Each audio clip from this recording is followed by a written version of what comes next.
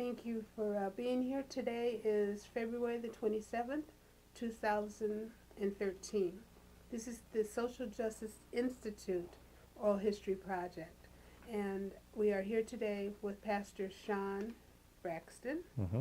I am very delighted that you've agreed to share this interview with us. Oh, thank you. And this is such a special project for the city of East Cleveland, and we're reaching out to people to just hear about the people that live here, that make the city a breathing, loving place that we all consider it to be. So if you could just start out telling us a little bit about your family history and about yourself. Okay, I grew up in the Glenville area over on 124th and St. Clair. Had the great fortune of going to Collinwood High School. Here in East Cleveland was considered a rival. So my earliest memories of East Cleveland was not fond memories. So it was being the rival to our beloved Collinwood. But in growing up in the Glenville area, I grew up doing busing. So rather than going to the neighborhood school, we were bused to schools at that time that were more or predominantly white communities. So rather than going to Iowa Maple, which was right around the corner from the house, we had to go to O.H. Perry and then to Margaret Spellacy and then on to Collinwood. So I grew up during that time when there was the racial tension of having those black kids bust into the neighborhood. So we were called names. We were chased home, those kids that had to walk, and to the point where the police would actually sit in their car and watch the black kids be beat. And when they would fight back, that's when the police would intervene. So it was during one of those very trying times in Cleveland history, but had the great fortune of having a very solid family structure. My mom was a single mom. However, my brother and I lived with my mom in our grandparents' house. So that's where we got the structure. And my grandfather was a bishop in the Apostolic Church. So had the great experience of having those solid Christian values, but growing up in Cleveland, but having the southern feel within the household because they were truly from down south living in the city. Can you tell me your birth date so we can get a time frame and the year you graduated from Collinwood? I was born in November of 1968. So it was right towards the end of some of the civil rights efforts, going into the Vietnam period of folks really beginning to say enough is enough as related to the Vietnam War. And then the Flower Children era, where it was be free and live freely. So I grew up in that era when marijuana was pervasive in our community. And it was nothing to see people, both in the family and in the street, using drugs, and especially the drug of that choice, which was marijuana, or drinking alcohol. So what year did you graduate from high school? 1987. 1987. So when you were bused into Collinwood, what percentage of blacks would you say lived there? In the community, it was probably very few blacks living in the community because 152nd and going west, that was the African American community. 152nd going east, that was predominantly white Italian at the time. That was before they truly took the flight and leaving the community. We had not fully integrated that community yet. Skipping down, we entered into this next question that we have down a little bit further. Have you ever experienced racism or inequality? So I think with your interview, we're jumping right into that. Yeah. How did you feel feel during that period? And, you know, Well, we were prepared in my household because my grandfather was from Alabama and my grandmother was from West Virginia. So we had heard all of the stories about the civil rights movement. And the blessing was my grandfather's brother is Angelo Herndon. And Angelo Herndon was one of the folks that was instrumental in starting some of the worker rights movements. He was labeled a communist.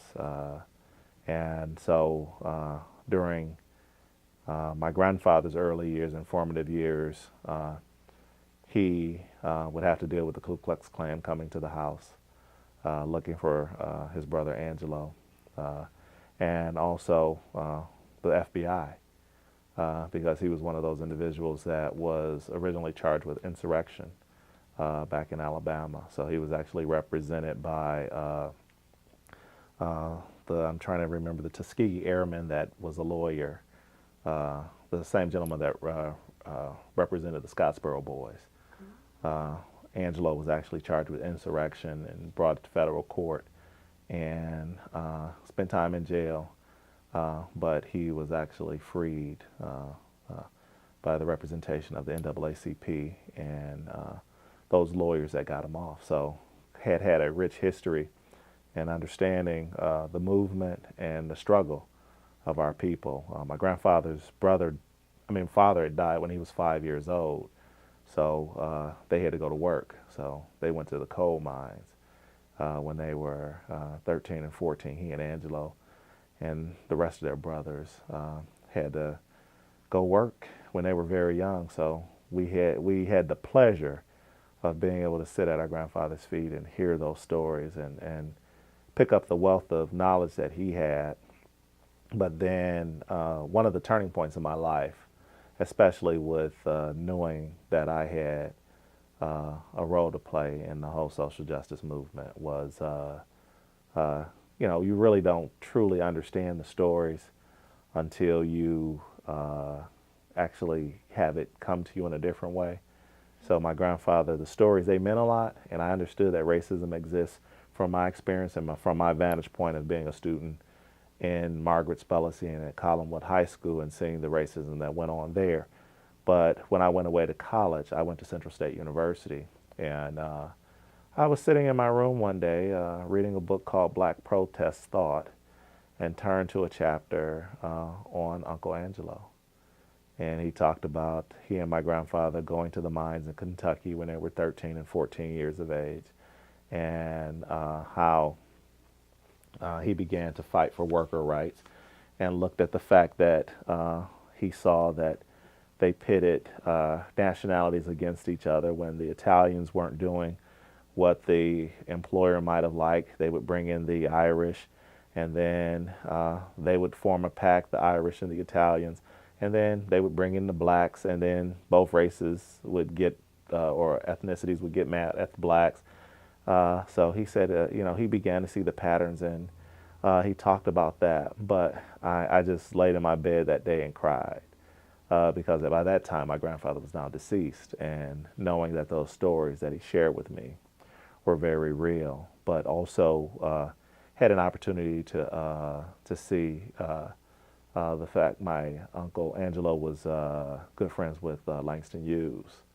So there was a story about my grandfather's brother Milton. He was in the army, and he was killed in northern Africa.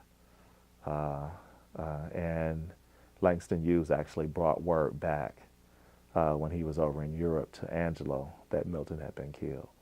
wow. So do you remember meeting Langston Hughes when you were a child? No, never. I mean, my grandfather was. This was way, yeah. Yeah, I'm putting the time frame Yeah, my grandfather was well into his 70s. Well into his late 60s, 70s, through those teenage years and those formative years. He actually died the year after I graduated from high school. Yeah.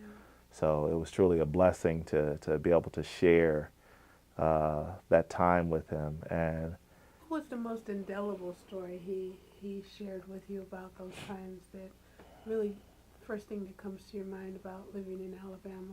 Well, the fact of, and it wasn't necessarily Alabama. He talked about him being a miner, and he had to go work in the coal mines, and he said that there would only be about 3 or 4 feet of space in the areas that they had to mine in. And I would be like, "There's." My grandfather was, I'm a guy that weighs 240 pounds. My grandfather was big hands, big bone guy. He had to weigh about 250 pounds, and I saw this huge guy, and I'm imagining him being down in a hole of about 3 or 4 feet, laying on his stomach or on his back with a pick, chipping away at coal. It was unimaginable. So it was like I'm like, wow, that's impossible.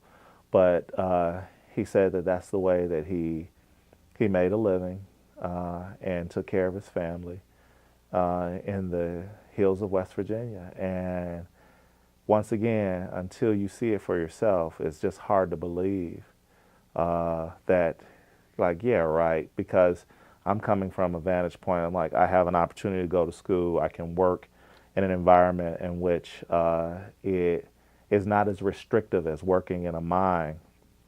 And it just seemed unreal and unbelievable.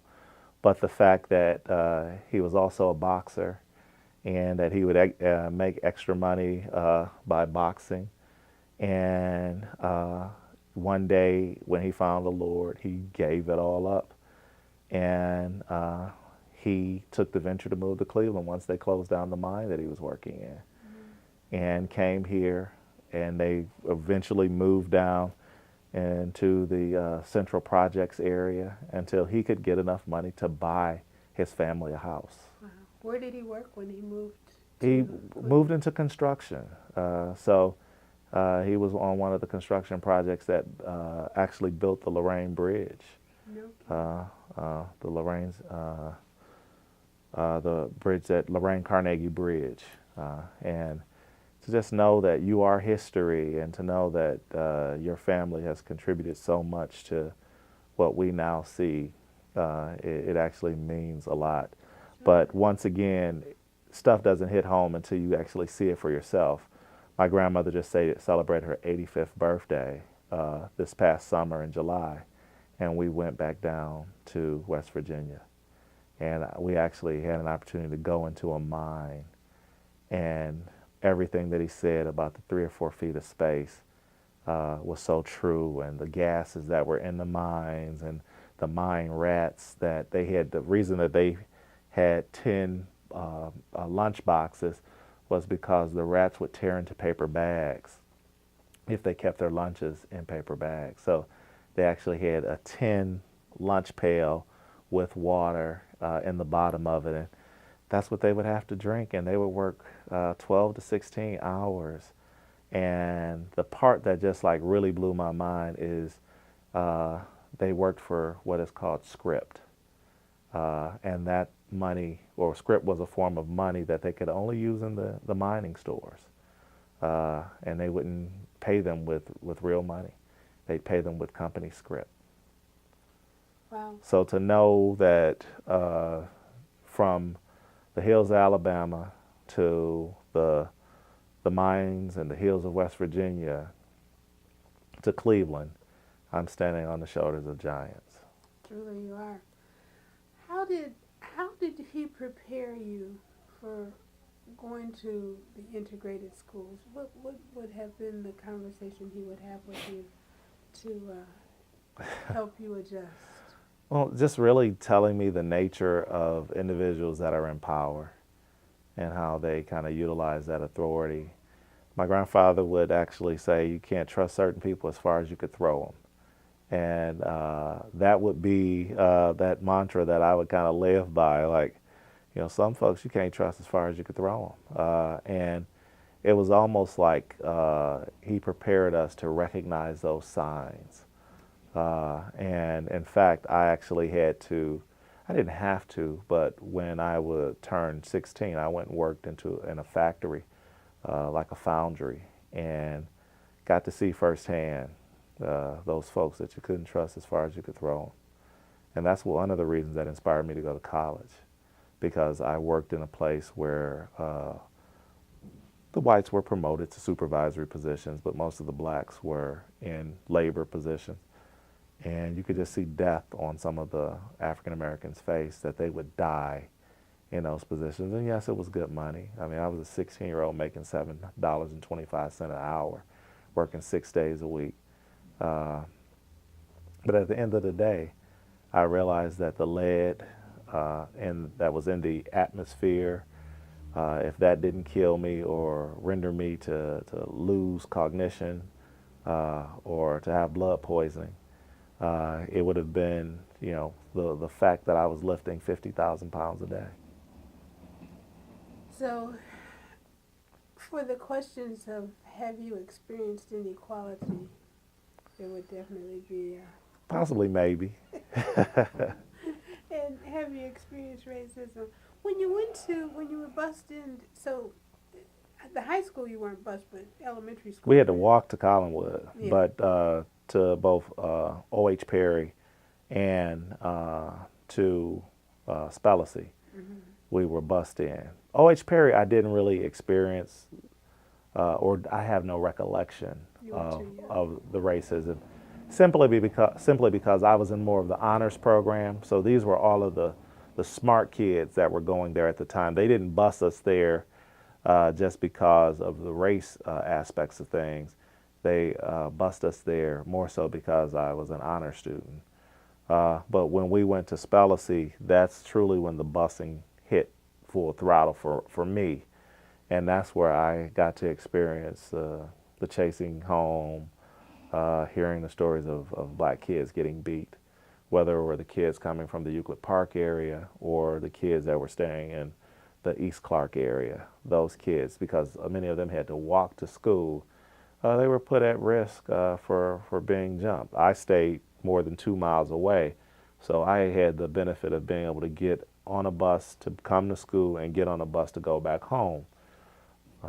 But due to the fact that if you were not 1 mile or 1.5 mile or 2 mile radius away from the school, those kids had to walk. Called names? Oh yeah. All of those It was other nothing names. to be called the N-word and told to get out of their neighborhood, whether it was older folks or even some of the younger folks, calling you out of your name. Did you have fear? Well, I think when you're in your teenage years, you're such a rebel, especially being a young African American male, that you grew up in a neighborhood that was already challenged with violence. You really don't know what fear is, and if you are scared, you kind of get that stupid fear, like, oh man, this is stupid, and you kind of say, blow it off, and just realize that people are who they are. We call the police officer that was assigned to that area, we called him Super Cop, because of the way that he treated us, and you just knew that he was racist.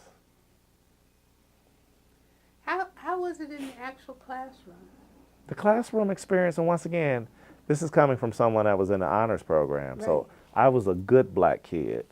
So Because, those encounters you have are typically going to and from school, but when you actually sat down in the classroom, did you experience any preferential treatment from your... no, I mean, once again, I was a good black kid. So being the kid that, is going to do what he's told to do, turn in his assignments, understands the work, that, in many instances, teachers will treat you differently. It's even when I had an employment opportunity, and this was one of my first jobs after graduating from high school was at the Cleveland Metro Park Zoo. And I hope it's changed, but they would have all of the black people working on the grounds crew, and they would have the white people working in the relational aspects of the zoo.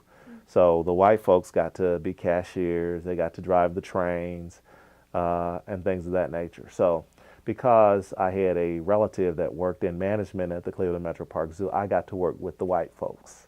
So they told me when I worked there that I didn't talk black And once again, when you're just one person, they're more apt to accept you versus if there would have been maybe 10 of us, it would have been like, why are all these black people in these positions? But most of the folks were college students coming back and had connections with the metro parks where their family members got them connected. And I just happened to be a black person who had a family member that got me connected. So I drove the trains and the bus that went through the park. But the thing is, once again, you got to see the racial aspects because I was like the token black that got to be with the white folks, but all of my other black counterparts, they were working grounds. So you were fully aware of Oh yeah. the difference that they made. So then, did you get pushback from them? Because, you know, it can come from the other side, from our side. Oh, for sure. Who does he think he is? Yeah, and I only hung out with the white kids at the zoo. So, of course, it's like, oh, he thinks that he's arrived, or you're the token black, or you're the Uncle Tom, not truly understanding who Uncle Tom was. Uh, So how did you handle that? I'm like a duck. Stuff rolls off of me. I mean, I've been always the one. I grew up on 124th and St. Clair, so I was always different. I wasn't thugged out in your neighborhood? in my neighborhood. You know, most of the guys in my neighborhood had experience in going to jail, selling drugs, and even though that was a part that I experienced later on in life, that wasn't. I hung out with guys, but there was a limit for me. Only went so far. I wasn't a fighter. That was other people in my family that did the fighting, and other people on the block that did the fighting. So if stuff went a certain way, I knew who to call. But they respected me enough to be like, Shawn, that ain't how Shawn rolls, and you know. So But they I was left you protected. alone. You were protected. Yeah. So that's good. So you knew your path, and you pretty much you stayed focused. And do you attribute that to your upbringing? I believe that it was my Messages my from him? call. I truly believe that God opened my eyes early along in my life because I kind of resented being the smart kid because everyone else that was in the neighborhood, they had that tough guy persona, and you know, I could hold my own in relation to if something happened or something went down, but I never strived to be the tough guy. I was the quiet, shy, introverted kid that only, if pushed up against the wall, would defend himself. So who were your friends? Who did you have friends with in the community? Oh my goodness, we lived on a block that there had to be about 50 guys in the neighborhood. So my childhood best friend, and this is a scary thing, he's now in jail. He was a hitman, and he's now doing life and will never see the streets again. But we were friends from probably like kindergarten to 8th grade, and I saw him beginning to veer off and go that route of doing things that were like, you know, I can't hang with him anymore. But we were friends all the way through 8th grade. But you knew that. Did your mother have to tell you not to hang with him? No, You just knew. no. I love my mom to death, but my mom was a single parent that was busy, and my mom wasn't the type of parent to ask, "Did you do your homework? Do you have this assignment done?" To be honest, there was something that just clicked inside of me in the 8th grade that said, and I have to say that it was truly God that said, "What you do for the next 4 years is going to affect your future. So you now have to be serious about your education." And it just clicked right after 8th grade because I was a mediocre student in 7th and 8th grade. I was a C student. Mm-hmm. But in high school, something clicked in, and I graduated 10th in the class. Did you? Yeah. I was the first male. The other folks that were before me were all females. Were you the first college graduate in your family? Yeah, yeah, Wow. yeah. How In this Cleveland area, I have a cousin that's a cardiologist that's older than me, but she grew up in New York City. So she's a first cousin, and I have another cousin that's a couple years older than me that's an engineer. But on my mom's side, I was the first in this area to graduate. On my dad's side, I was the first, period, to graduate from college. And I've had cousins subsequently to graduate. So that was really, was that it? How did that make you feel knowing that you were the first? It didn't. I didn't feel one way or another. My thing is, what made me really happy is when I graduated and was able to hug my grandmother and just tell her I did it for her. Because my grandmother graduated from the eighth. I mean, she made it to the eighth grade and had to leave school. And my grandfather, third grade. Yeah. So to know that a couple generations removed that their grandson would be a college graduate, and one of the things that just like a couple years ago, my son did a program, an ambassador program through People to People, and went to 7 countries. He was gone for almost a month. And I sat in the audience as they explained where they were going and was weeping because I'm like, from a third grade education to a young man that has a bachelor's and a master's degree, to his great grandson now traveling the world and going from France to Switzerland to Germany to Italy to Spain and finishing up the trip in Rome and on the grounds of Vatican City from the hills of Alabama. From the hills. Yeah. From whence you've come. Yeah. That speaks volumes for how God can move in. Yeah. Yeah, for sure. What inspired you? Was it your grandfather that inspired you to become a minister, or was it the combination of these experiences that just kind of put you on your own path? You know, I never desired to be a minister. My grandfather inspired me not to be a minister. Did he? Yeah, to see how people treated him. The church treated him very badly. Did he have a church in Cleveland? He had a church in Cleveland, and it was the affiliation that he was under actually took his church from him. And my grandfather was the kindest man in the world. Didn't take much stuff, but he just had a big heart. And they actually took the church from him because he refused to just follow these rules that didn't make much sense to him. So I vowed that I didn't even want to have anything to do with the church. My calling was truly of God, and that's why I call it a calling, because I never wanted to be a minister, never had a desire to be a minister.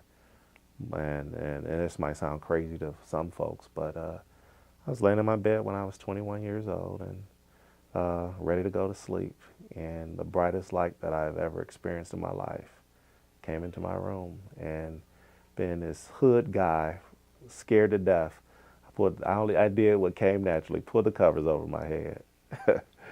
And the Lord showed me, it was almost like the Christmas carol, showed me different aspects of my life. And he took me to the year 2000 and showed me a man laying in a casket. And I looked at that man and I said, if me preaching your word is going to cause me to wind up in this casket, I definitely don't want to do it. And I said, and I saw what they did to my grandfather. I never want to do this. And he said, preach my word. And I ran as far away from what he showed me that day. And it was so clear because he showed me the year 2000, showed this person that looked like me in this casket. And I said, there is no way. If this is going to cause me to die, no. And I began to run from that vision and shared it with no one. In November of '99, my dad came to me and my sisters and told us that he had cancer, that it was stage 4, but he was going to fight it with all that was in him. And from that point in time, '99, I watched my father die or begin to get sick and watch him deteriorate. In April of 2000, I was at a meeting and my mother called me and said that my grandmother had cancer. And my wife at the time asked me for a divorce. So my entire world was collapsing around me. And I was like, Lord, what did I do to deserve this? And it seemed like everything was just gonna just fall apart. So my dad died in September or October 1st of 2000. And I was like, wow, my dad's dying. My grandmother fortunately recovered and was healed from the cancer that she had. And went to my dad's funeral. And just as I saw when I was 21 years old, the man that I saw was my father. Gave my life to Christ the next month. And April, Good Friday service of 2001, I sat in the pews at Omega Baptist Church where I'd given my life to Christ. And Bishop Finney asked me to come up so that he could lay hands on me. And I was one of those folks that I'm like, this guy's pushing people when they fall out in the spirit. I don't believe in all this stuff. They're speaking in tongues, and this is some foolishness. and plus I was still kind of like teetering in the world. And he laid hands on me, and I felt the Holy Spirit come over me, and I fell back, and it was almost like a Matrix experience. I'm like, what is going on? I have no control of my body. And I fell out. And after the Holy Spirit did whatever the Holy Spirit did that day, I got up and I looked around and I said, he didn't tell anything about my life, so I'm cool. All my secrets are still mine.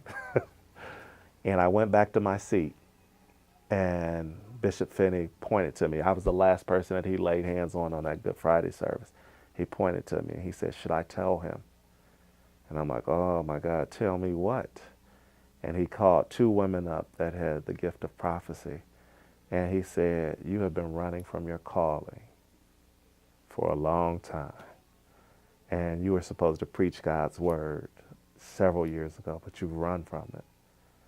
And with his hand up to the Lord, he was saying this. And I'm like, oh my God. But as he began to speak it, the weight that had been holding me back was lifted off my shoulders. And people say I jumped until my head almost hit the ceiling. And I finally accepted it. And once again, I never sought to be a minister. But even how I came here is truly of God.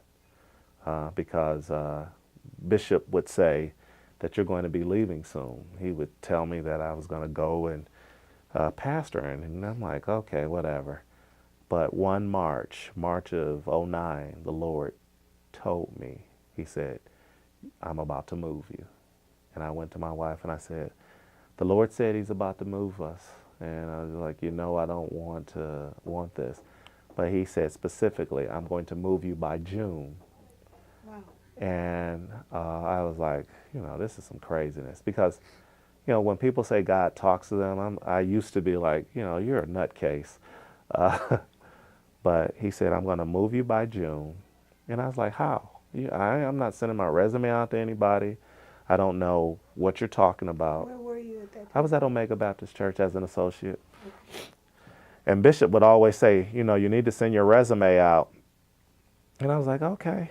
But I said, if God want me to be a minister, it's going to have to be an act of God that has me to become a minister. Because I'm not anybody's minister. I mean, I need ministering too. But the one thing that I asked God, I said, Lord, if you were going to move me, give me a pastor's heart. Because I'm an introvert by nature. I don't like people. But I asked the Lord to change my heart. And he moved. I got a call on the Thursday before Mother's Day of 2009 from DeWitt Chappelle, the pastor of Everlasting Baptist Church. And he said, Reverend Braxton, there's a church. They've been hurt, and they need someone to just come and minister to them and speak to their hearts. And I asked him, what's the name of the church? He said, New Life Cathedral. And I said, well, who was the pastor there? He told me, and I was like, whoa. Who was it? Artist Caver was the pastor there, but he was incarcerated. And the church was really in a wilderness time for 6 years. And I had heard the stories, had seen the reports that were on the news, and I'm like, oh my God, Lord, why would you send me? I mean, if you're going to send me to a place, why would you send me there? And I said, let me pray about it, and I'll get back with you.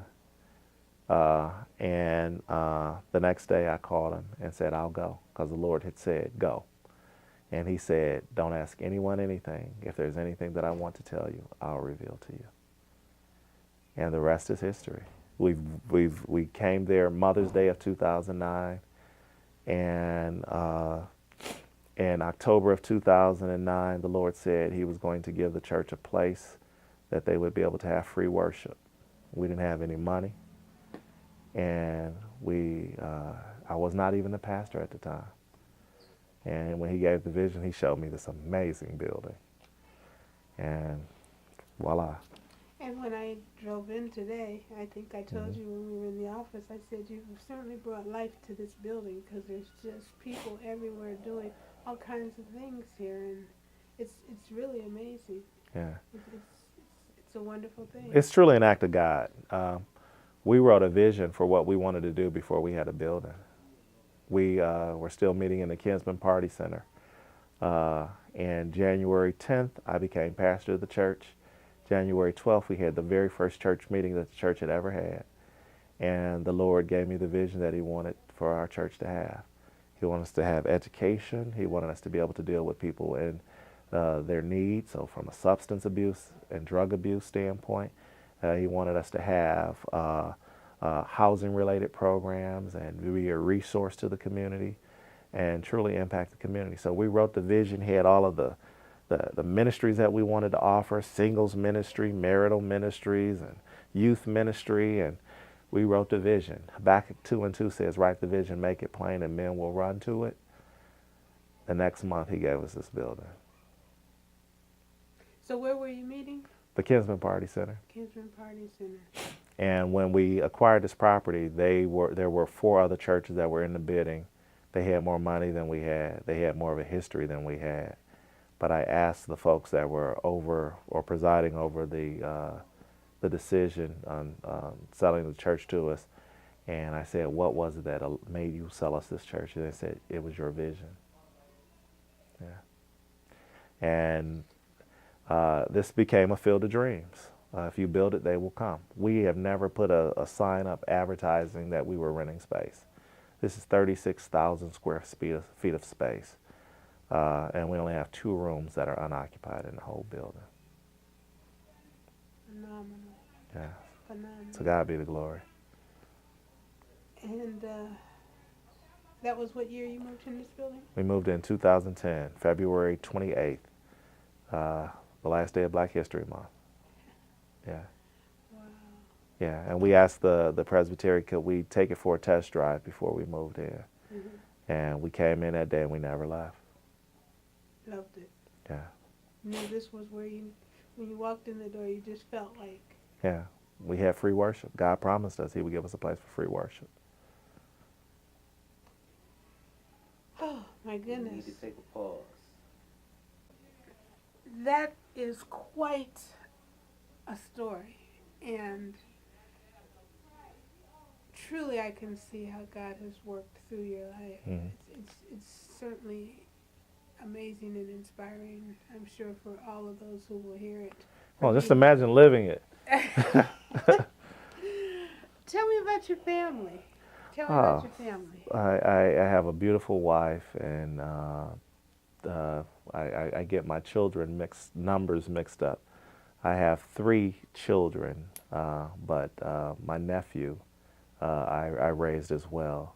So I have 4 children. Right. My oldest daughter's 26. My nephew that we raised is 25, and then 17 and 18-year-old. And wonderful children. Now, I didn't hear, you have sisters, you have two sisters I actually have two sisters and two brothers. and two brothers. Hmm. I see. And Are I'm the they, oldest of all of my siblings. wow. Yeah. So are they still in the Cleveland area? Uh, my brothers don't live in Cleveland. I have a brother in St. Louis and a brother in Atlanta, and my sisters are here in Cleveland, That's the Cleveland nice. area. Yeah. Yeah. So family seems to be like front and center in your life. Used to be before I started pastoring. Well, Now I've been blessed with a new family. that's what I was gonna say. The family just grew a little Yeah. bit. So I with pastoring responsibilities, I don't get to see my family as much as I'd like. But we grew up very close knit.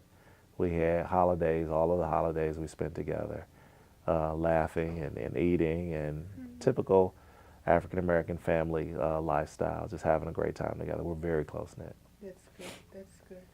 So tell us now.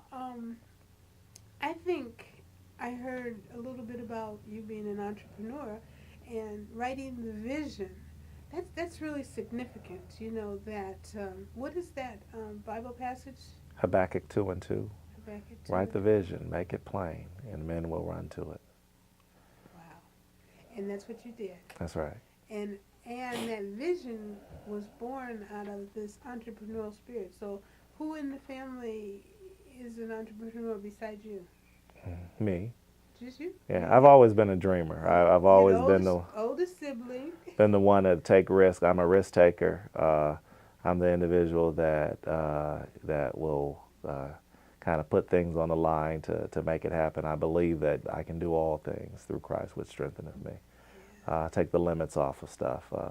So that's been me pretty much my whole life. So did you have any of your businesses going before coming into the ministry? Yeah, my business, I started my business in 2004.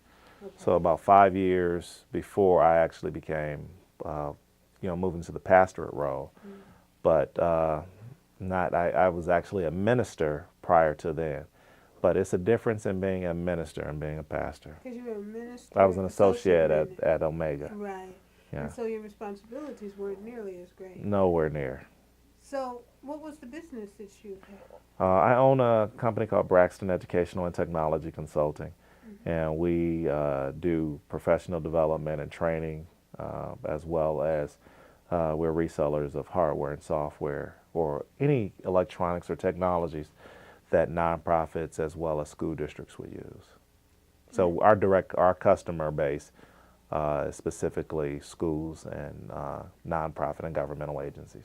And so was that a really booming business for you? Oh yeah, it was great until I became a pastor. That's what I was going to say. How do you balance that? It's impossible to balance because my responsibilities here at the church Have grown. take up tremendously. tremendous amount of my time, and the demands and the ask that people will sometimes ask, and that social responsibility that I feel, and that tug has truly caused my business to kind of be on the back burner. And I hate it because I love children and I love it. I love technology. So I would truly like to begin to impact our youth a little bit more. But I see that around the church. You've brought that to the church, though. But it's a difference when you're directing and you're the director of the script versus bringing other folks in to be the director. Yeah, but I think because of that savviness that you have, I think that you would not have known who to bring, and you would not have been able to incorporate it. Just case in point, when I was standing in the front office and the screen to view who's at the door and how the doorbells work and how all of that technology comes together. I mean, it's apparent that that's who you are and that's what you bring to the church. You might not be front and center with it, but it's clear that it's here and that this church congregation in the building and all of its inhabitants benefit from that side of you. No, for sure. Yeah. Yeah. They definitely benefit. you might, and so, God might just be moving you over a little bit, but saying take the knowledge with you. Yeah, yeah. But once again, it's still a big difference when you can begin to see the true impact on what you've been able to do. I mean, we at our peak, we were in close to 30 school districts throughout the state of Ohio. We managed Warrensville Heights Alternative School. So when you can see the impact of your work. And so what was it bringing the technology in? Yeah, we actually at one time we for 2 years we managed Warrensville Heights Alternative School. So they would send their kids to the school that we managed, and we would provide them their instruction, and the school district would provide them their diploma at the end of that training. In fact, one of the young people, and he's become one of my sons as well. One of the young people, and I always tell his story because the first year that he was in our program, he worked for me one summer and I fired him because he was never on time. He wore inappropriate clothes to work. And I said, I love you, but I'm firing you. And I said, I'll see you next year. Hope you have a wonderful summer. He's like, Mr. Braxton, you're going to fire me? I was like, yeah, that's the only way you're going to learn. So in the fall, he came back to the school, shirt and tie, no longer sagging. And he said, if I come to school every day, will you buy me a cardigan? And I was like, yeah, if you come to school every day, I'll buy you a cardigan. So when the sweater season came around, I made sure I stuck to my word, got him that cardigan. And then he said, do you have a job for me this summer? I said, if you prove that you're going to come to school, do what you're supposed to do, there's a job for you next summer. Hired him the next summer, and we actually did the program here at the church. And he was our best worker. But one day he came to work, and this was the most powerful thing that ever happened. When he came to work, he said, I want you to baptize me. And I could have lost it. That this young man went from being a high school student that would have never graduated. But he wrote my wife and I a card. And he said, you're the closest thing to parents that I've ever had. And that you show me what a real man is supposed to be. And your wife shows me what I need to find in a kingdom woman. And that was just like, so I baptized him. Oh, my goodness. And he's now one of our most faithful members of the church, working with our youth ministry and our evangelism team. And he graduated from high school and is now in college. Yeah. How wonderful. So you have a real teammate in your wife. She just kind of works right along with you? Oh, yeah. She is the true definition of helpmate. That's wonderful. Because and she will tell you that I'm the visionary. I don't know how God gives me vision. I don't know how we're going to get there. But I come in and pour that vision out to our leaders, and especially my wife. And my wife gets everybody around who can direct, and she directs and makes sure that it happens. So that's why, I mean, even when you just look around our building, my office and all of the beautiful furniture, and that's my wife, curtains. The front office with the purple accent wall, that's my wife. That's a wonderful thing. Even in our cafe area, she picked out the furniture and all of the accents and all of that. That's wonderful. Yeah. To have somebody by your side and to model that kind of interaction for the whole church, and certainly for your children and for the young man that you were telling us about, but then you model it for just hundreds of people. You walk your talk. Yeah, and here at our church, we're different from a lot of churches because we have a high number of married couples. We probably have about 30 to 40 married couples in our congregation, maybe more than that. How many are in your congregation? We don't count. Okay. We have a packed house on Sunday. Yeah. And maybe this is me overthinking things, but God told David not to count his people. Really? And not to take a census, and David was disobedient, and God, he had to repent for being disobedient. But that was one of the things that led to God telling him, one, because he had too much blood on his hands, but also because he told him not to count his people. They weren't his, they belonged to God. So our folks belong to God, so I don't count. Okay. Okay. So now you're in East Cleveland, Pastor Braxton. Mm. This is a whole different experience for you too. Although you were close by before, did you notice East Cleveland before? Well, I actually worked in East Cleveland. I worked at Prospect Elementary School for 3 years prior to actually becoming pastor of this church. So uh, that was my first experience in working in East Cleveland on a day-to-day basis, and I loved it. The young people that I had an opportunity to work with and kind of mentor along were great. I also did tutoring. My company did tutoring in East Cleveland for about 6 years. We worked in all of the schools. I've been a part of the African American Achievement Gap program over at Shawn. Did some work in Heritage, so had a great deal of experience working in East Cleveland schools. But as a young person, East Cleveland was that place that you knew that you wouldn't drive in with a loud car or with your tail light or headlight out, because you knew that the police in East Cleveland didn't play. So, and remember coming as a teenager to my aunt's job when she worked at Mr. Hero. That was right down the street. And always the landmark that everyone knows is Angelo Mia Pizza. So we knew that at some point in time that you were going to get an Angelo Mia Pizza for the family. So those were those early memories of the city of East Cleveland. Well, good memories. Yeah. Good memories. And how did it look then? East Cleveland was one of the cleanest cities in growing up. They didn't have a lot of the trash, and people took very good care of their properties. And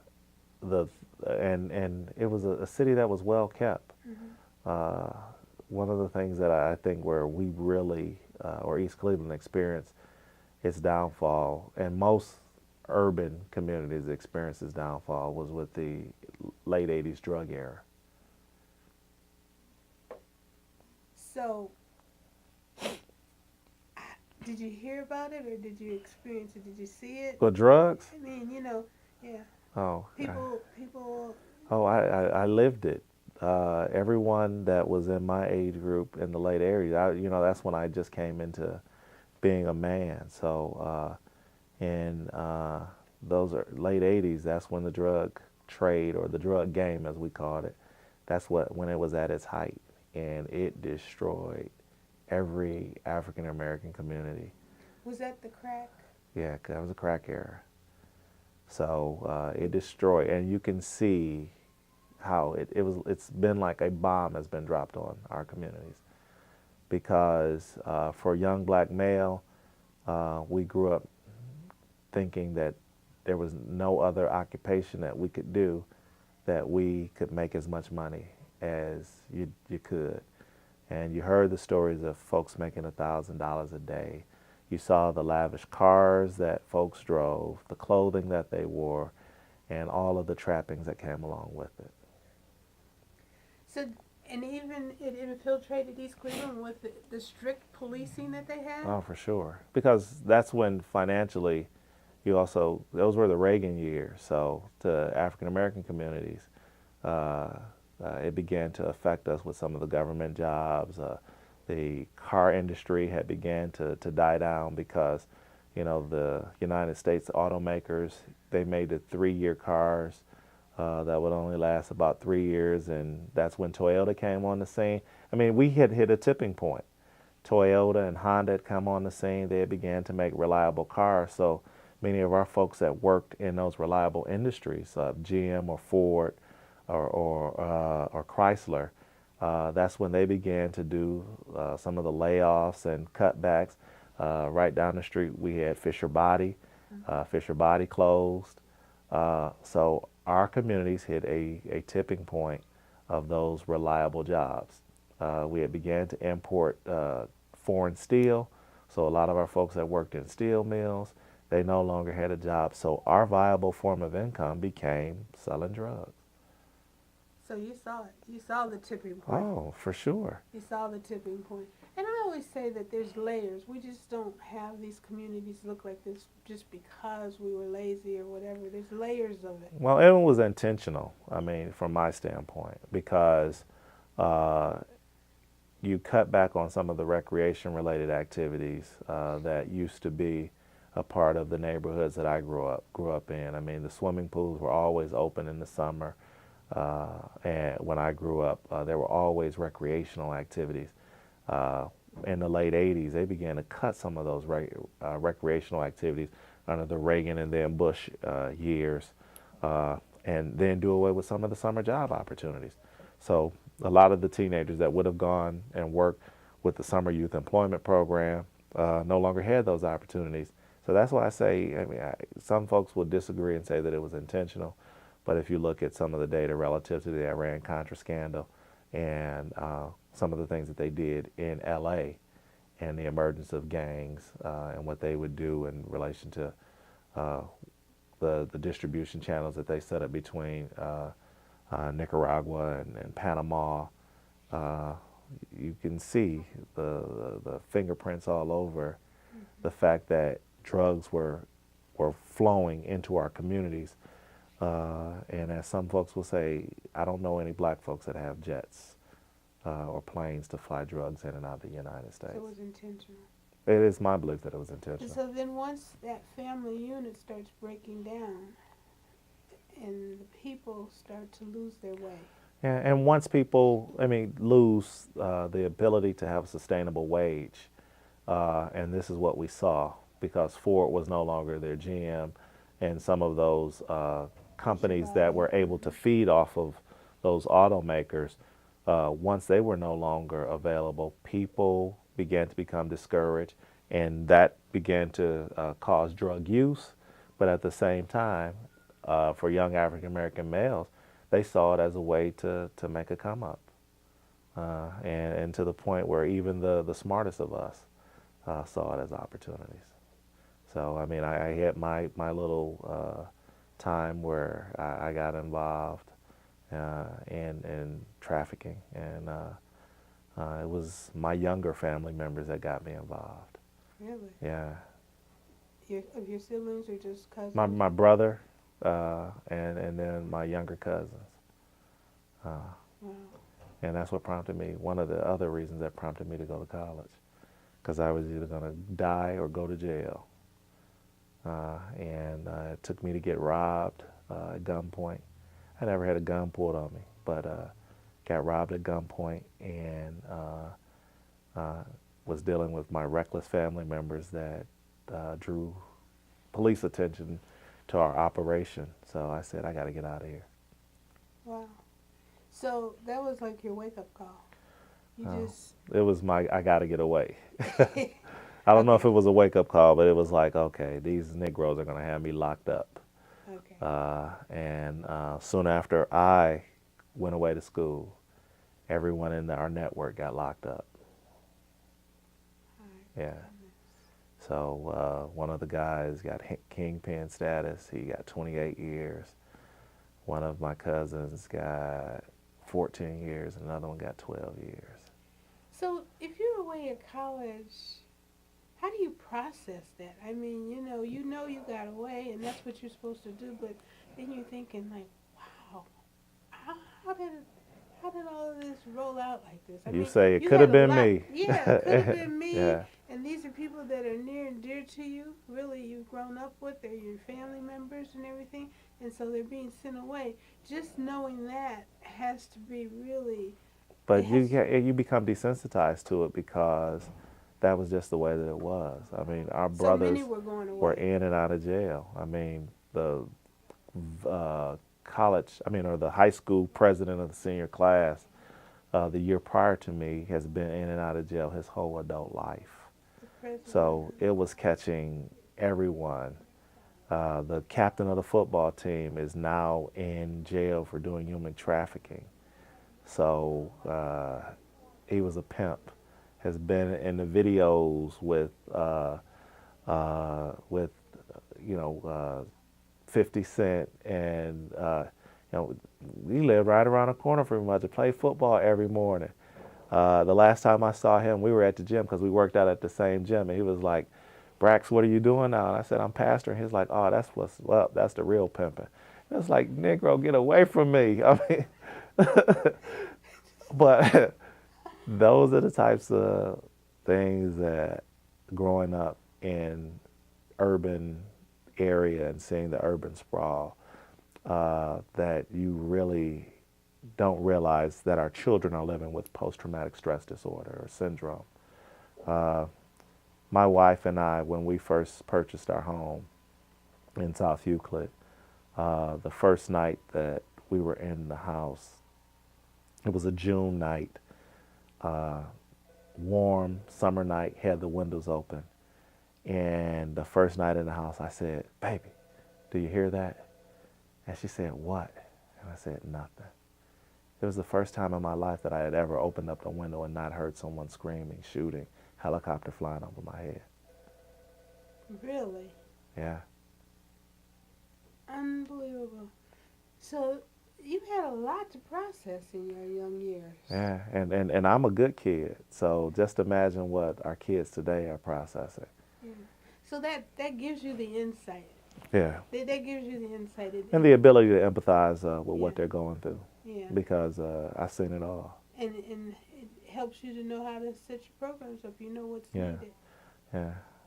But it really makes you sensitive to what people are going through, because and this is my last share in relation to stories of my past. In kindergarten, was chased home by a man that had been shot in the head, and literally chased home.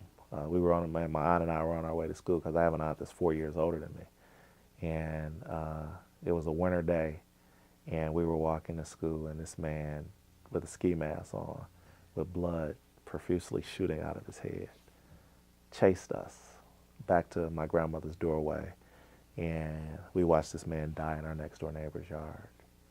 He had just robbed the liquor store around the corner from our house. So was he really chasing you, or he was? I have no idea. From my vantage point, he was. He was chasing you. He was trying to get away, though. From my vantage point, he was chasing me. Wow, and you watched him die. Yeah, yeah. So, but I say that to say this. I mean, I was able to heal from things like that, but we have kids that need a lot of healing. That are, and you become once again desensitized to life and death, because you hear it so much. I mean, when you live in an urban area like Glenville right now, the Glenville community, from September to now, there have been over 200 shootings in the Glenville community. If I had never seen anyone else shot, but it was nothing for me to hear gunshots every night in the community that I lived in. So what are our children going through today? And I can now live in South Euclid and open my window and not hear anything, because I had the resources to move out. Right.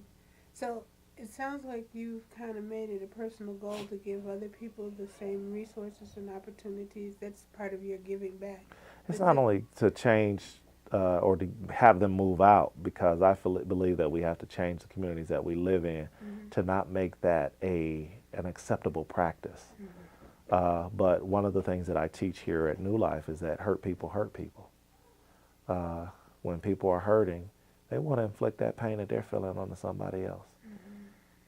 It's like cutters, people that cut themselves. It becomes a sedative and a soothing feeling that they have that releases the chemicals in their brain when they can hurt somebody else. Yeah. So we have to change the psyche and begin to show people that we need to love one another versus hurting one another. And that's a process, because if the only thing that you've ever heard your mother tell you is that you're no good and that you're stupid and you're just like your sorry daddy, which many of our kids are going through, or they've never had a hug and mama never told them that they love them, we have to change that.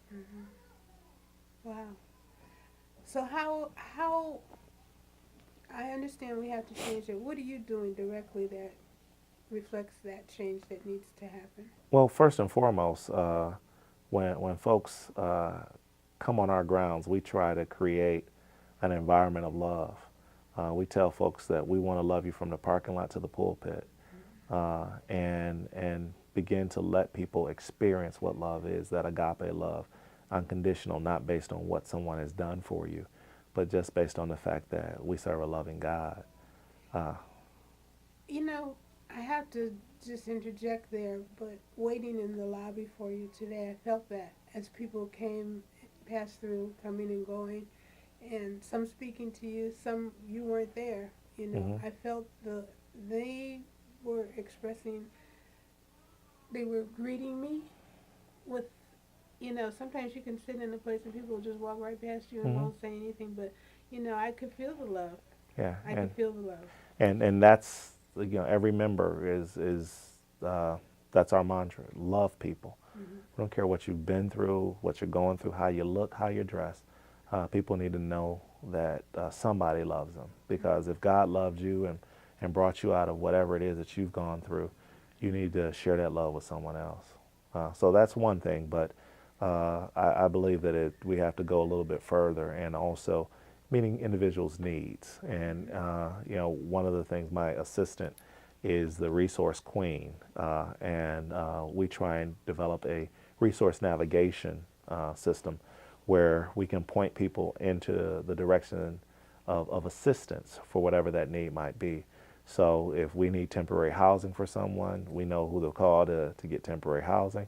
If it's someone that's struggling with alcohol, we have members of our church that were a part of the Alcoholic Anonymous groups that were meeting here that have now joined our church. So we can now say, okay, we have a first name relationship with individuals that can now point people to sponsors. We have a program that meets here called Miracles that helps people with drug addiction. So whatever that need is. I hear daycare out there. Yeah, so we have the daycare center. For one of the things that we wanted to do was with nutrition. So the WIC programs deals with nutrition. And I heard you talk about tutoring.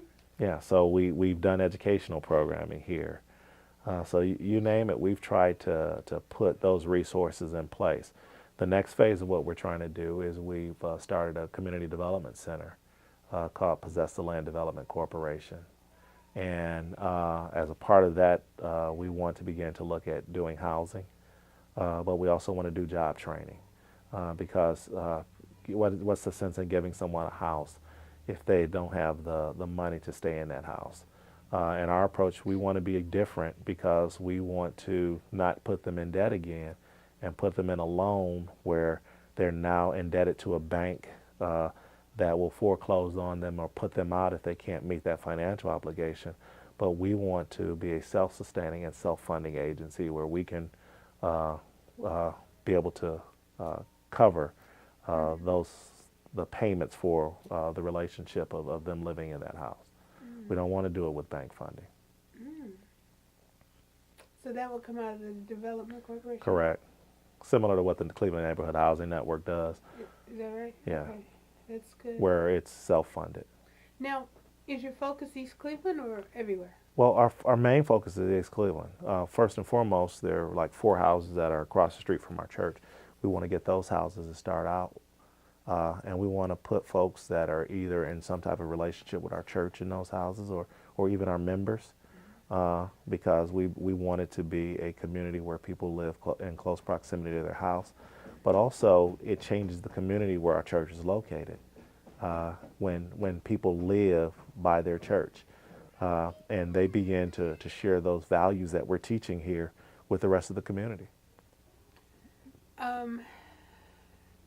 How have the surrounding institutions and cities impacted East Cleveland, do you feel, in all of this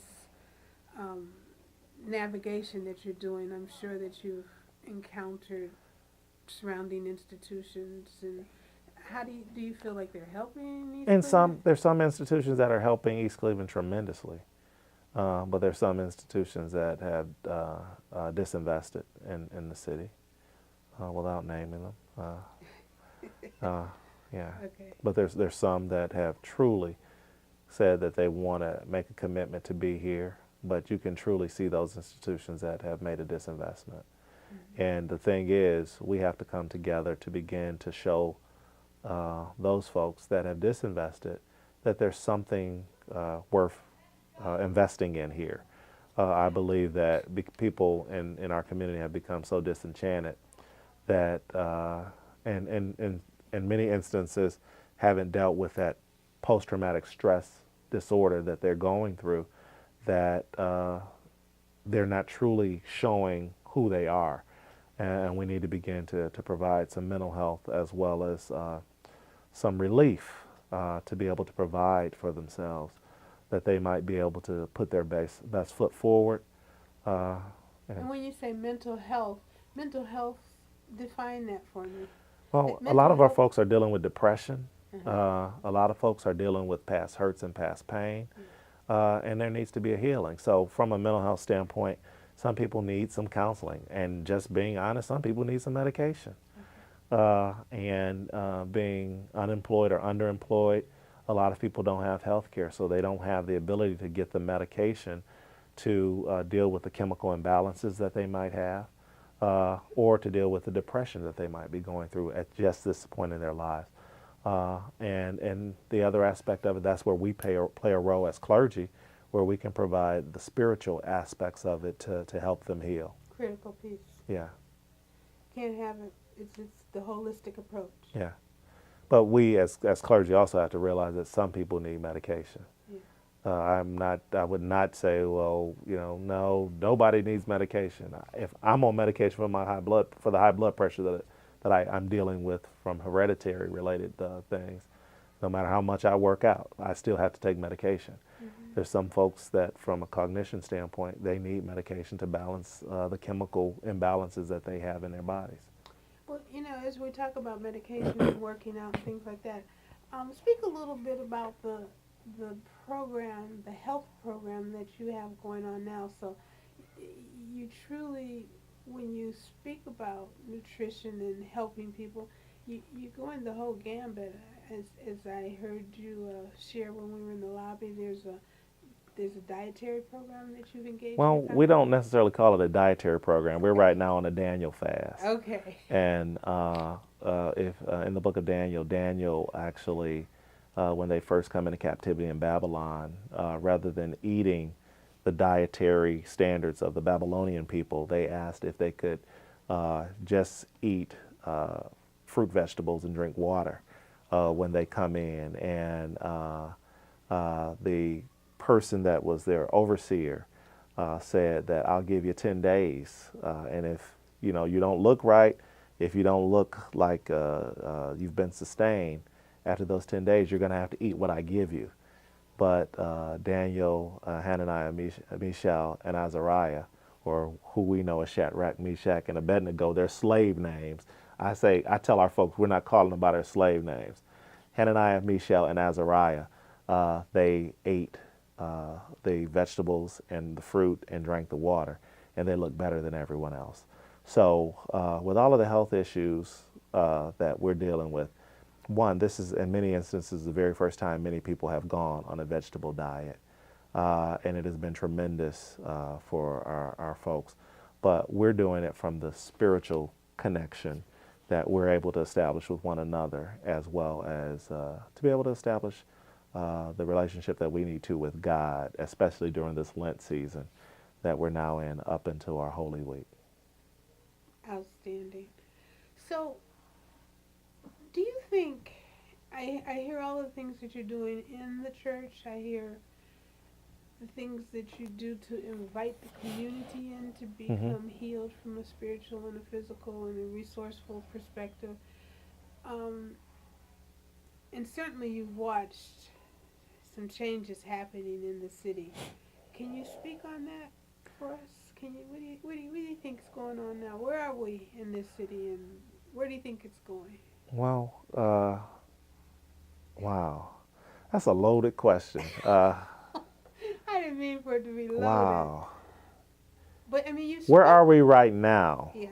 The city is at the brink. And when I say we're at the brink of either going up or going further down. And it's really hard to understand how we could even go even further down. The case in point is I was at a meeting the other day, and they had indicated that, no, can we stop it? Converted to another meeting. Give us an example of another meeting. So in some of the meetings that I'm Okay, in, hold on. Okay, good. I see that East Cleveland has an opportunity to either go up or down. One, from the standpoint that with all of the political gridlock that is in place and the infighting between the mayor and council, there are a lot of developers that won't take the risk of coming to a city that they might run into some political infighting that might cause their project not to move forward. And then the other thing, now with the safety forces being cut in the city, there are a lot of people that will say, I'm not moving to a city where you only have 4 police officers riding the streets at any given time. The one thing that I saw differently when we were working in the schools and they had financial difficulties, when they did only have 4 police officers at other times, is that crime ran rampant. The one thing that I could say that I see positively now, when we've had the protection that we need and we have a mayor that has begun to build bridges outside of our city, it bodes well for future development. I don't think in the past, and not to put any mayor down that has been here in the past, I don't think they made a real effort to work with the power brokers or had the relationships and the connections with the power brokers in our area to make things happen. So that's a critical piece, right? Having Very critical. strategic alliances, is that what we would Correct. call them? And to build those strategic, you can't do it just from within. Correct. Is that? That's what I hear you correct. saying? And the wonderful thing, just in some of the circles that I have the great fortune of traveling in, I hear what's being done and what's not being done, and it's sad because how do you sit next door to an economic engine like University Circle Inc. and not be able to partake in some of the opportunities other than the $5 million development on Circle East? We should be more involved in business arrangements. And in fact, I had talked to a developer a few years ago when we first came into the city, because my thought was it makes no sense that there's no grocery store in the city of East Cleveland that is more of an upscale style grocery store that is not selling bad meat or falling into or continuing the produce desert that we now have here in the city. So my question was, why can't we work out a relationship with the Daves? Dave's is on Lakeshore, Dave's is in Payne, Dave's is on West 25th in Cleveland. Why can't we work out a relationship with Dave's and show them the benefit of being in a city like East Cleveland, especially considering the close proximity to Case Western Reserve? Or why can't we open our own grocery store? Have you posed this question to? I posed it to this developer, Okay. and they thought it was a great idea. And my thought was that on that West End, if a developer came in, is to almost create like gated properties where there's streets that are almost totally vacant. If you could acquire all of the properties, make it like a gated community, and if you get enough properties over there, put your own police force or security force in place to reinforce that security. And put in video surveillance to make sure that you would be able to track whatever's coming in that community. And they were like, wow, this is a great idea. And I began to share with them, I'm like, you're in close proximity to one of the largest employers in the state of Ohio in Cleveland Clinic, another large employer in University Hospital, Case Western Reserve, and then you're also in close proximity to the VA. So you're in this whole medical space where you could, and then you're right by the art zone. So would that be more or less like a gentrification move? Not necessarily a gentrification move, but when you already have areas that are war zones, where it looks like somebody just dropped a bomb on them and there's no life there, It would be bringing individuals to the community that would begin to restore and rebuild this community, where you're not just having a population of individuals in some instances that are below the poverty line. And I think that that only adds, not necessarily displace. The areas that I'm talking about are already areas that there's no life. If you go to certain parts of East Cleveland, especially in the 1st and 2nd Street area, there's nothing over there. So then all the worries about gentrification, if you built up that part, at least that would add to the city's income tax base. Correct. It would start bringing life back into it without displacing people. So correct. Then, But also, here's the thing that I believe: iron sharpeneth iron. If you have people that are going to positively affect our population, and they're just not seeing people that are just negative, or people that that bring, we can have a cultural exchange where we are allowing folks to begin to operate and interact with people from other cultures. Because even for myself, living in the Glenville area and going to Collinwood High School, it became all black. And when I went away to college, my first college experience was at Cleveland State University. I'd never been around white people. So it was a culture shock for me in many instances to have to interact with white folks, because it was like, I'm used to being around black people, even though my black people told me I talk white. But I think our folks need experiences, and not just from the standpoint of supervisor, employee, cultural relationships, but more so, we live in a community where we have other cultures here. We live in a community that is representative of the city that we live in. Yeah.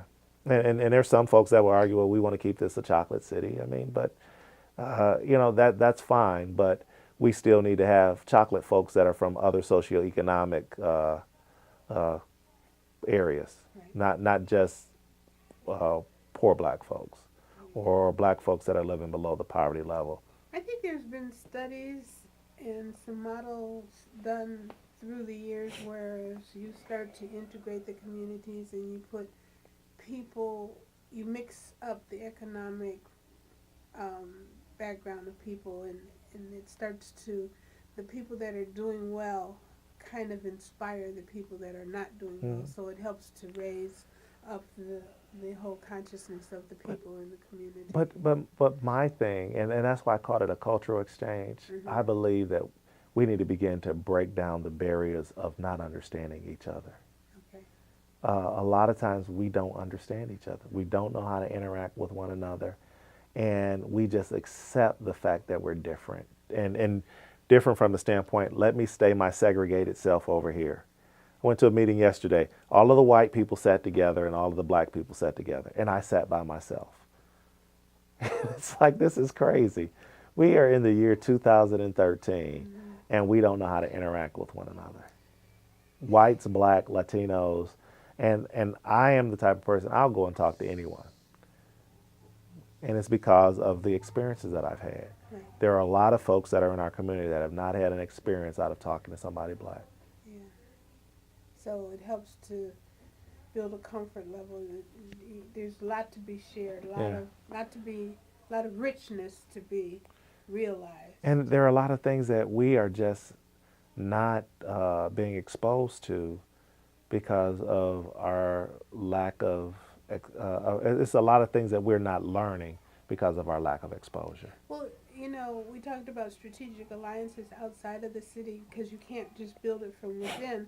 So this really sounds like another situation where you just can't build it from within. You have to start expanding your consciousness and your relationships. Yeah, because just community relationships. Yeah, and just building on our cultural competencies. One of the things that we can't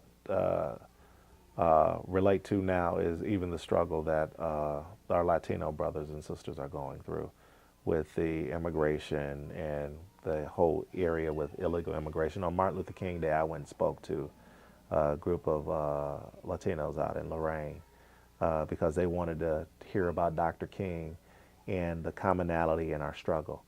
And just in expressing what we have gone through as African Americans and the things that they go through as Latinos, the struggle is very similar.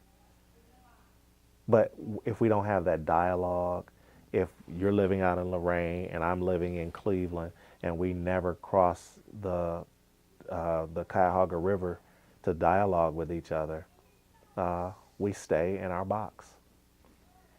So,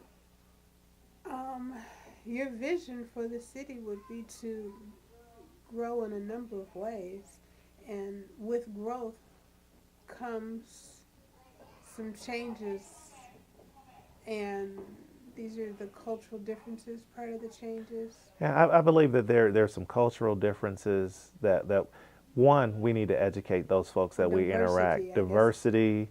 diversity, but also socioeconomic integration as well. Diverse that. Yeah, make that more diverse because we need to have people that have had a variety of experiences and not just opening a hair salon, barber shop, Not restaurant. that there's anything wrong with that. Yes, there is something wrong with that. I mean, and when I say there's something wrong, everybody can't do it because it becomes oversaturation of that business. Absolutely. So that's why I say it's nothing wrong with it when there's one or two.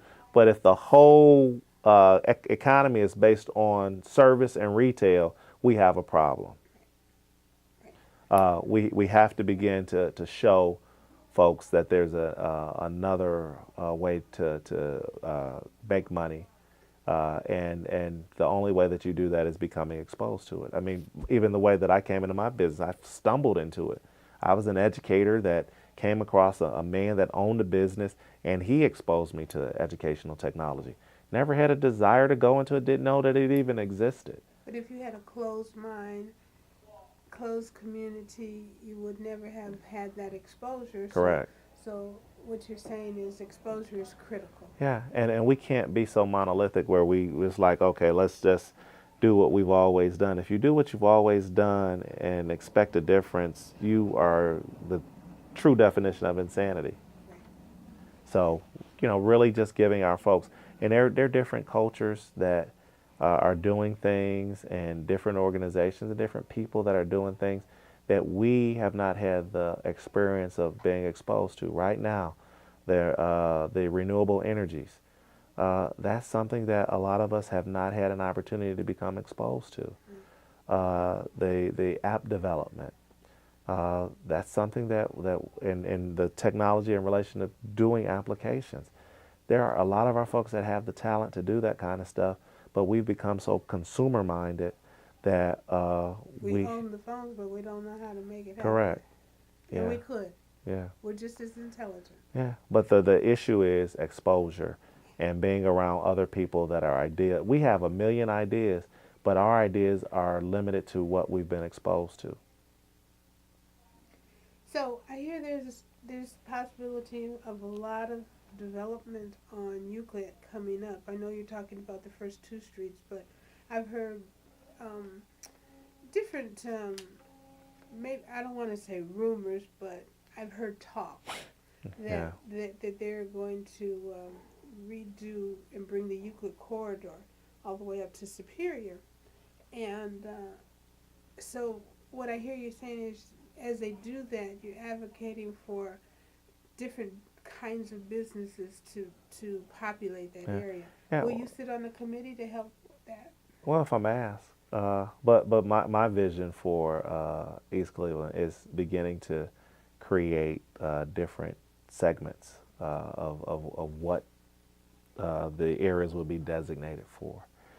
I believe that our area, the area that where our church is existing right now, could become a manufacturing or a business hub for businesses that would want to locate in these old industrial areas that are now existing. I mean, if we talk about the renewable energies, why not have conversations with a foreign company to come here and locate a manufacturing center for the solar panels or urban wind turbines or another emerging technology But we have to begin to have those conversations and begin to talk about ways in which we can designate certain areas for development.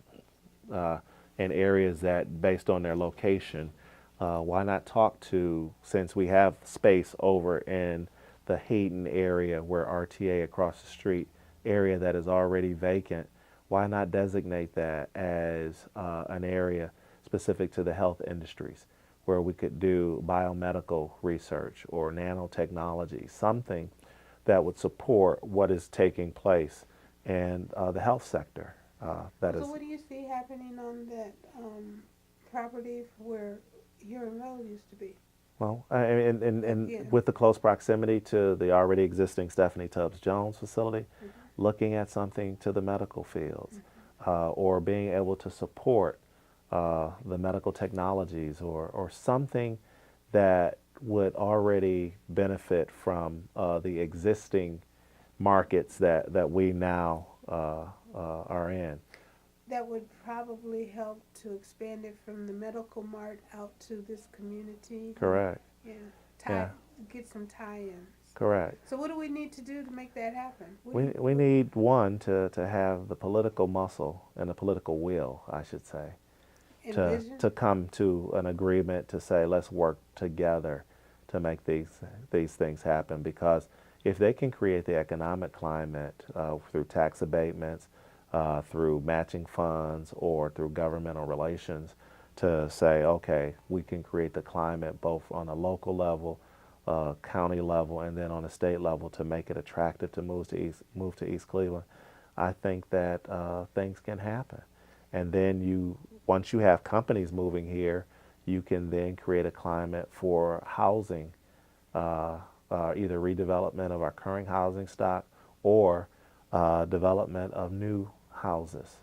And then, to me, I'd also like to look at building on our past, reaching out to the Rockefeller Foundation and some of those folks that lived on Millionaires Row to begin to recreate that passion for economic development that they had back when Rockefeller and some of the other folks were here in the area. So maybe not the Rockefeller Foundation directly, but you would want to build those relationships with our local foundation that can reach out and make those. Well, I would say you reach out to not only the local foundations, but also to some of the national foundations, because things started here. But you have to have something to even have the foundation support. So it has to go back to the drawing board. Yeah, You're the whatever the visionary. case is, Yeah. make it happen. Because here's the other thing. East Cleveland, this area was originally known as the Euclid Territory. The surveyor that came to Cleveland with Moses Cleveland actually founded this area, the Euclid Territory. This church was, in 1807, was the very first church founded. Not this particular building, but the wooden or the log cabin was the very first building that was put in place here. So there are some folks that started off here that had national influences. That's why I'm saying, yes, you do local, but there are people that had that settled here very early on that are now expanded outward to other areas that I believe would have an interest in reinvesting in this area if they saw the vision. Because those folks that were originally here at the church said in the 1850s that they would no longer serve communion to man traders. And if they were compelled to do something then, I would believe that those would be some of the same tenets that they taught to their children, to go back and help somebody else. The Underground Railroad with the Shaw and McElraths ran through this building. So Shaw High School, which was Shaw College at the time, had their commencement service here. So if those people were here then, once again, I believe some of those same tenets were taught to their children. So if we can reach out to the Samuel Eddies, who Eddie Road is named after, was a member of this church.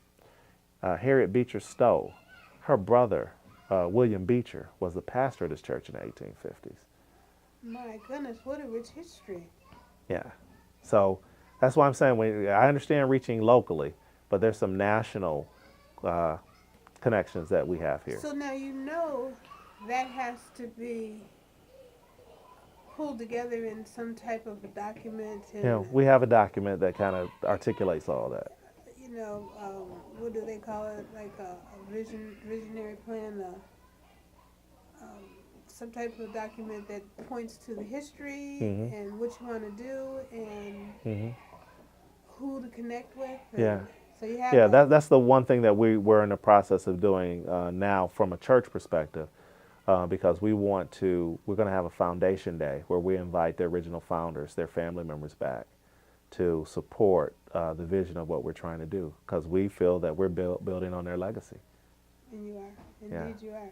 So that's part of the questions here. What are you doing to make East Cleveland better? So you certainly have articulated that, and it starts here and it'll spread out. Hmm. And as you begin to, or as you continue to serve on different committees, because you're very active in the community.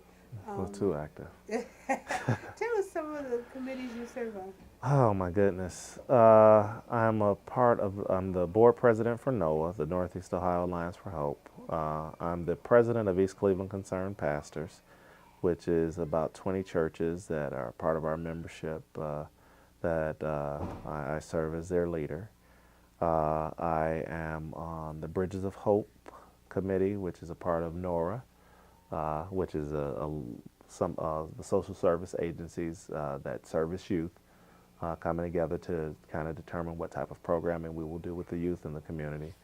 I attend the East Cleveland, South Collinwood neighborhood collab meetings, and then any other meeting that I'm asked to go to represent the clergy of the community.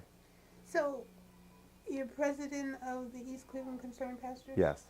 So are you able to mobilize those pastors Hmm. into, are you able to create a plan on how they can be effective?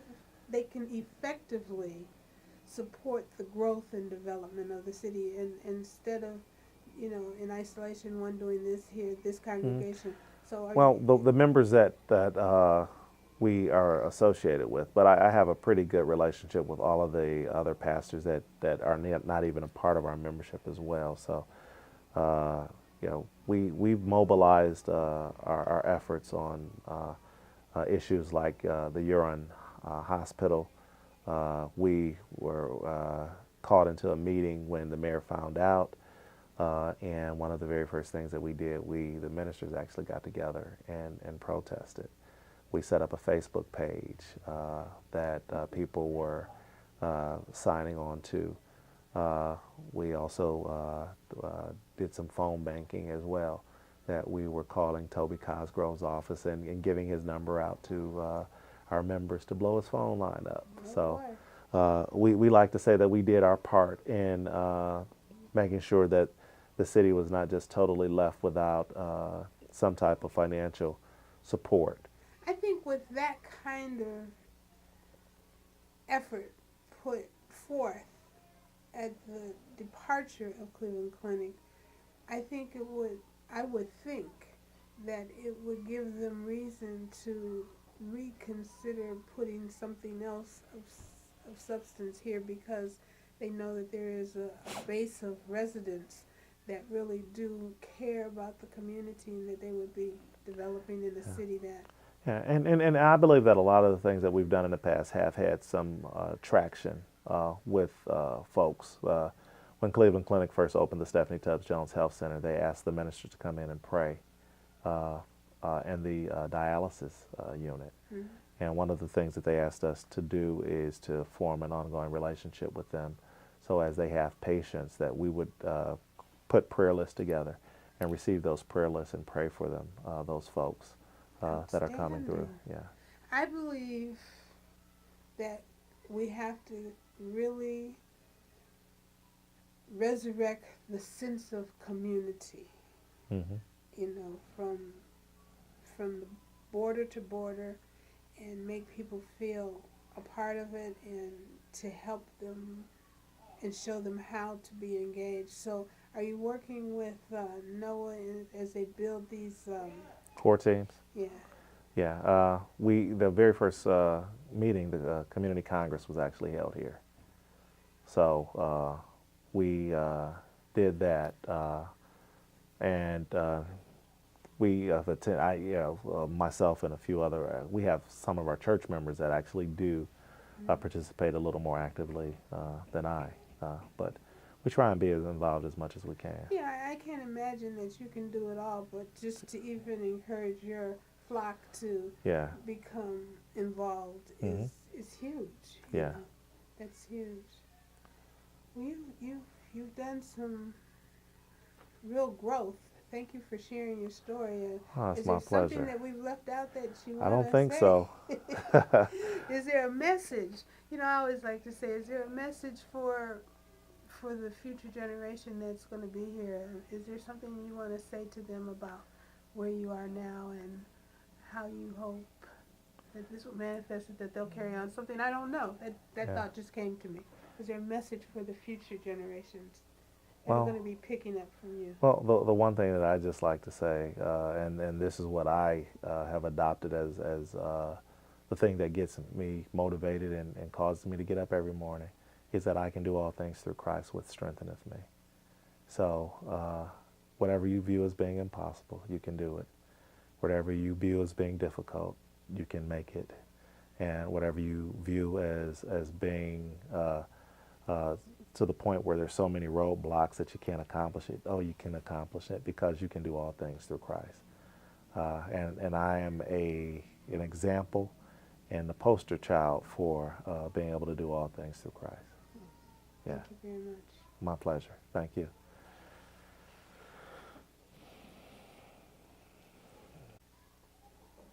I am Nancy Nolan Jones, part of the Voicing in Action Committee for the Social Justice Institute, and I'm delighted to be here with Pastor Braxton at the New Life Cathedral Yes. Church that he Yes. has been pastoring now since 2009, and we thank you so much for allowing us this interview. Oh, thank you.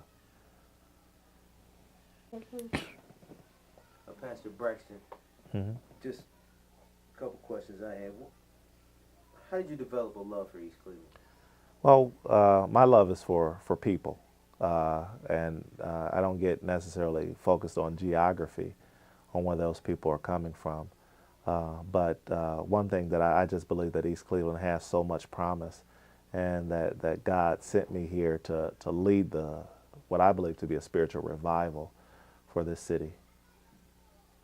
Okay.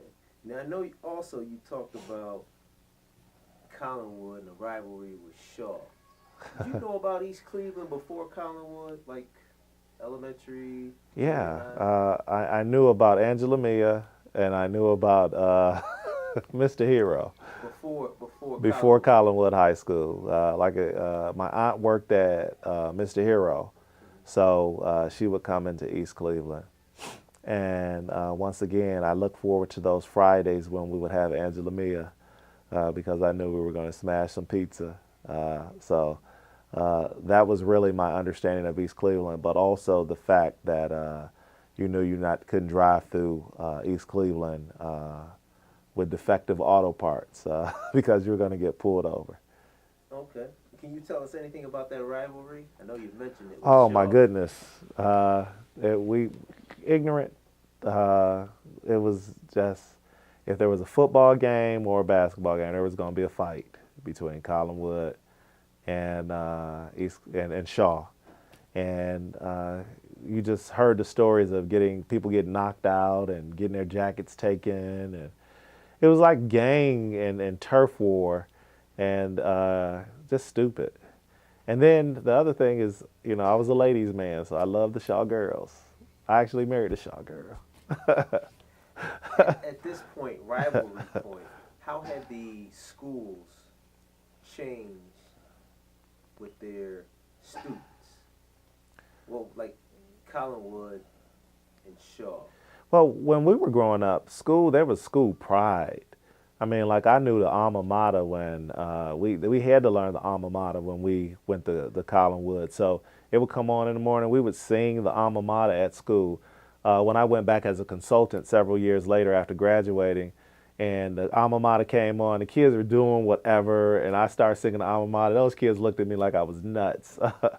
But there was both school pride at Shaw and school pride at Collinwood, and we repped our school, and it was like we died for that blue and gray at Collinwood, and people died for that cardinal red at Shaw, and it was stupid because we were fighting, and most of us were cousins or related some kind of way anyway.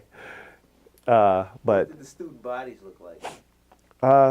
at Collinwood, there was black and white, but predominantly black. But the difference then was we all had the desire to graduate. It was no, even though if you best barely made it out, you were going to get out of high school, in both schools.